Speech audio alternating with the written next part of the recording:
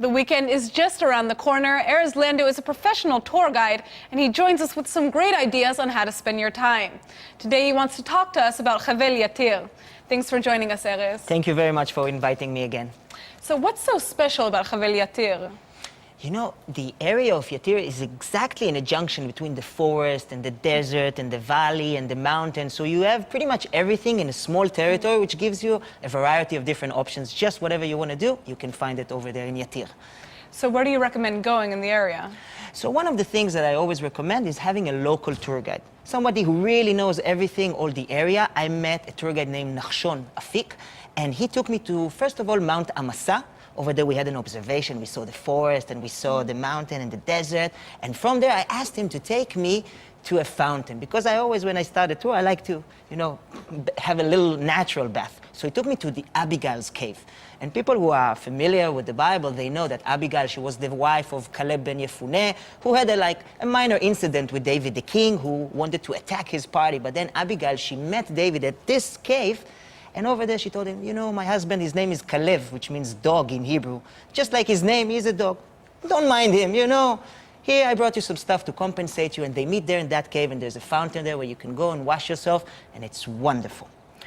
So that's like something that I really recommend doing, is going over there. And another place which I recommend going is to the ancient site of Susia, which is like a mystery, you know. When you arrive over there, first of all, there's a visitor center. I have to tell you, after the wash in the water, I was a little bit hungry, and there's a Jewish immigrant from South Africa who opened a cafe there, and there's a visitor center which has all the good things that Yatir has to offer, that I also brought it over here to you, so you can also try for yourself. While we are talking over here, there's some olive oil and some honey all the way from Yatir.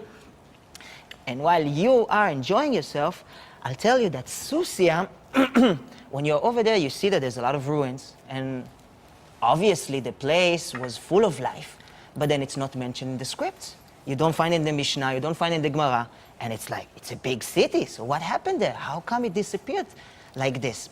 Not many people know, but I can tell you over there, we see in the pictures how I go into this tunnel, and then you see this synagogue from 1,500 years ago. 1,500 years ago, now people haven't been there, and now all of a sudden we can come and visit there. A great sight to see as well. Wow. And the olive oil is amazing. Amazing, huh? I've also heard that Hevel Yatir is known for its wine. Yeah, so I already brought you some wine from Yatir. I personally visited there in a winery called Shokek. First of all, ברוך אתה אדוני מלך העולם, בורא פרי הגפן. Amen.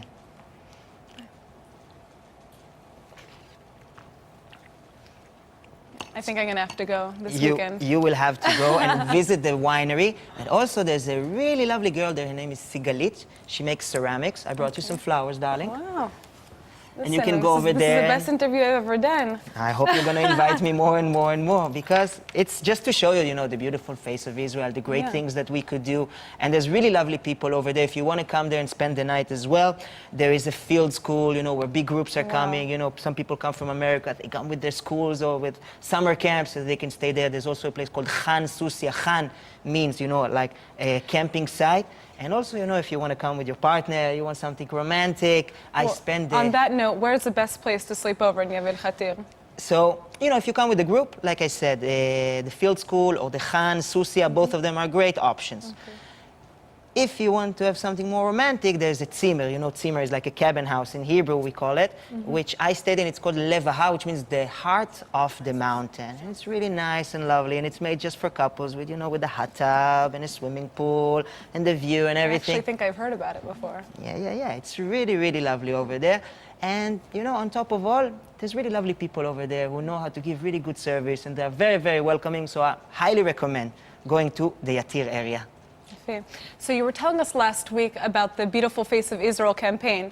How is it going? What's new? It's actually going very well. We just launched last week, and thank you very much for hosting us, talking about this. We already have more than 1,000 likes just in 1 week, and we didn't spend any money on Facebook, just organically. People want to be a part of this. There's already dozens of people who signed up wanting to be ambassadors of the campaign, helping us to promote it, helping as many people as possible who love Israel around the world to be exposed to the project and see how they can become an ambassador and how they can help showing the beautiful face of Israel and change Israel's bad image, so more people can come and see places like Yatir and taste our honey and bread. And, you know, it's the land of milk and honey over here. Thanks so much for joining us, Erez. Thank you very much. L'chaim. L'chaim.